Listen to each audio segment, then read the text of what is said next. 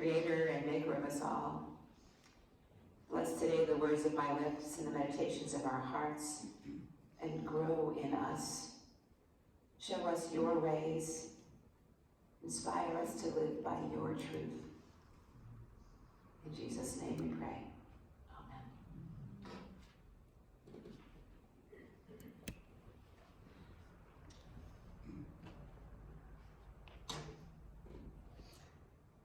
Cynthia stood before a church group in a neighboring town. She had been invited to share the story of her faith in her successful struggle against death. She stood before the group with a candle in her hand. And she began. 3 years ago, I went to the hospital for a series of tests, and I was told that I had malignant cancer. I was also told that although it was possible for me to take chemotherapy treatments, the chance of them offering any help at all was very slim. My doctor said treatments would most likely only bring misery to my final days. This was, of course, very bad news for me. I fell into a deep despair. I was ready to give up. All I could see was darkness. As I lay in this dark, deep despair in my hospital bed, I started reading a Bible that was in my room. I happened to turn to the book of Jeremiah, and what I read there changed my life. It literally gave me life. In the darkest moment of my life, I read about the dark times that Jeremiah and the nation of Judah experienced. Following directions that he had received from God, Jeremiah prophesied for 12 years that Jerusalem would be destroyed. Finally, having angered the king by saying such things, Jeremiah was sitting in prison watching his prediction of doom come true. The Judean nation was on the brink of destruction. Her enemies were making their final assault upon the city. The Judeans who had already been killed lay unburied, and those who were still alive suffered from famine and pestilence. The end was very near. Soon the enemy would break through and drag the survivors from their homeland into captivity in a foreign land. It was a very dark time for them.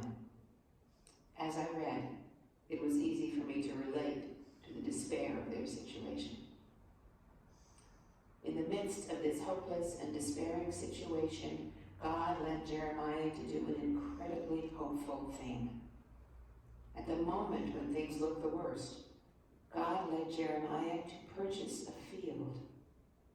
He bought land in a country that was about to be taken over by the enemy. In this action, Jeremiah was making an investment in the future. In the midst of a very bad time, he looked with hope to a better future of better times. Jeremiah knew that the hard times of exile were about to come upon the people of Judah. But God also led the prophet to symbolically proclaim that things would eventually get better and that God would return the people to their home. In faith, Jeremiah saw the future, and as a symbol of hope, he invested himself in that future by buying a piece of land. So Cynthia said, when I read about Jeremiah's purchase of the field, it was as if God had suddenly brought a light into my darkness. And at this point in her story, Cynthia lit the candle.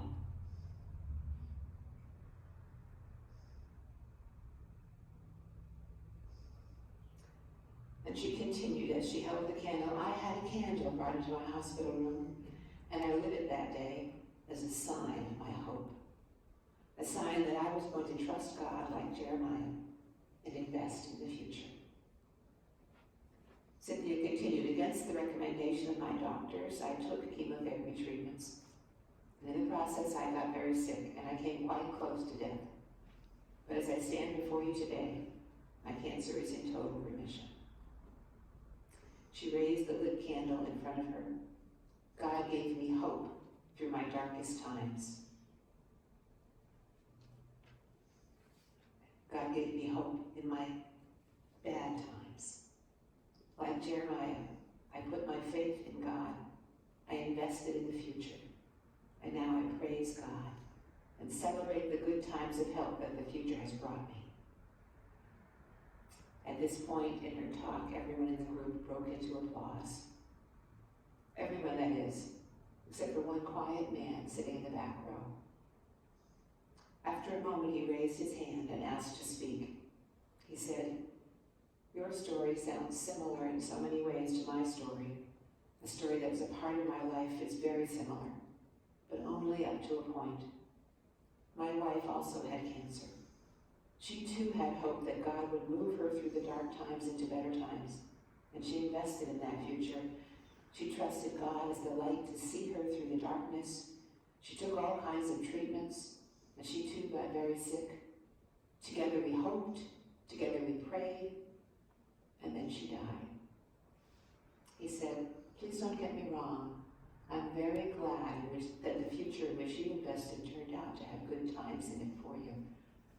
But as you stand there holding that candle, I have to ask you, what do you think Jeremiah's hopeful action of purchasing a field has to say for my wife?" All eyes were upon Cynthia. It was very quiet as they waited for her response. She also waited for her response. And then, discovering that she did not have one, she told the man that she was so sorry for his loss. And she blew out her candle and sat down.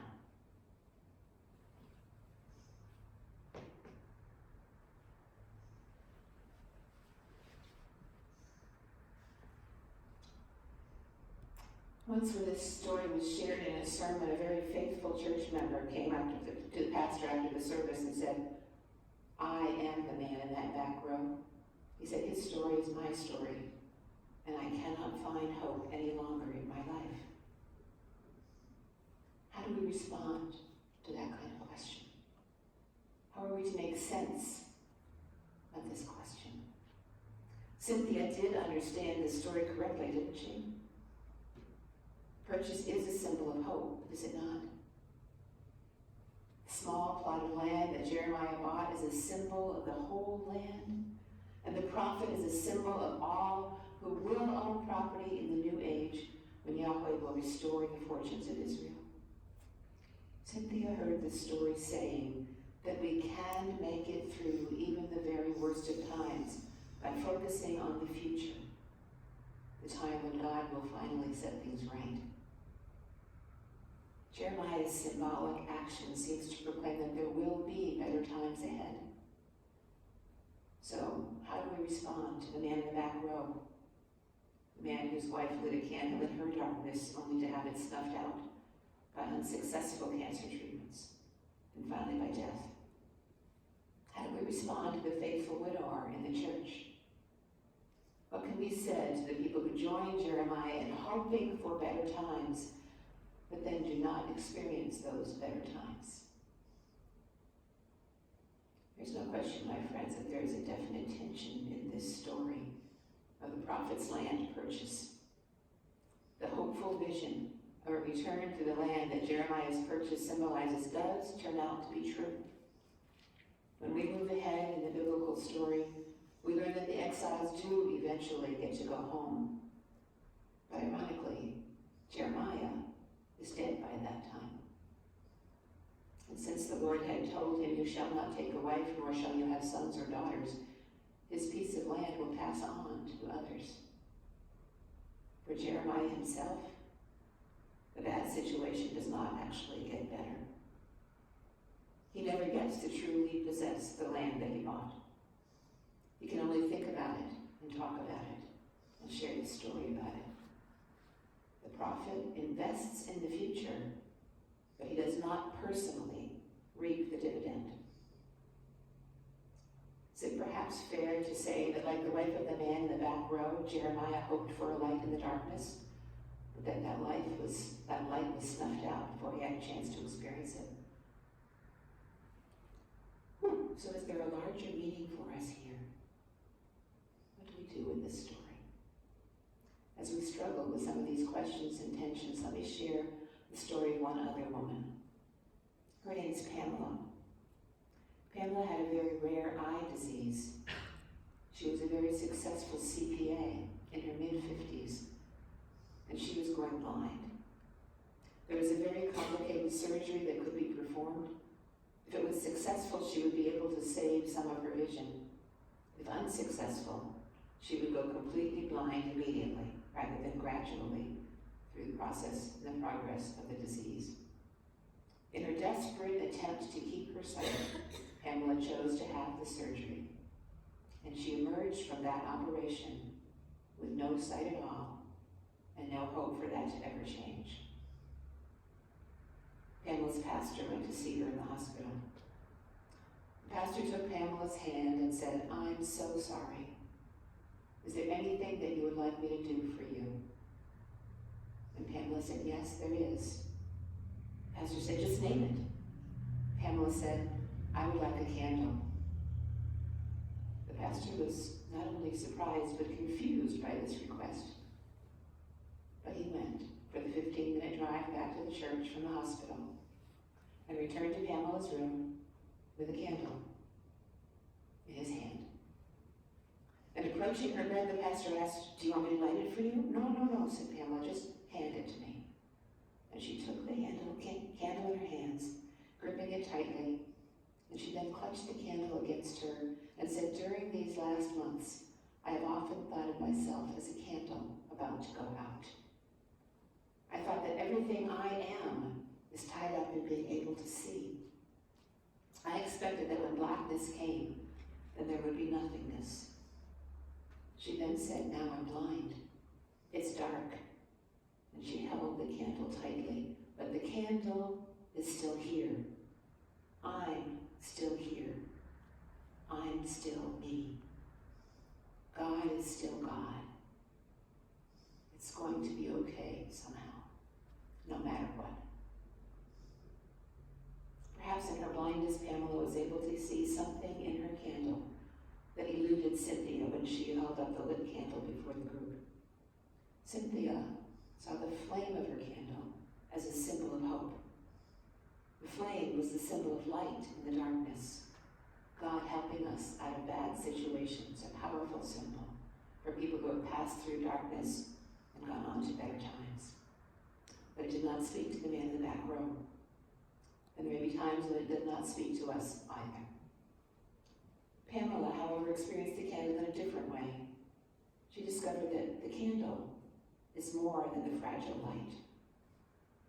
Flames come and go on candles, but as Pamela discovered, the flame does not make the candle. Amen. For her, the candle itself was the proper symbol of hope. Because regardless of whether there was a flame or not, her hope came in the promise of the candle itself. She came to realize that hope is not grounded in what will happen to us, but in who we are.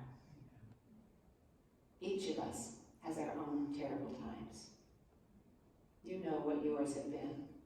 You may be even in the middle of some pretty bad times right now. Yet when things go badly for us, that is not a time to despair.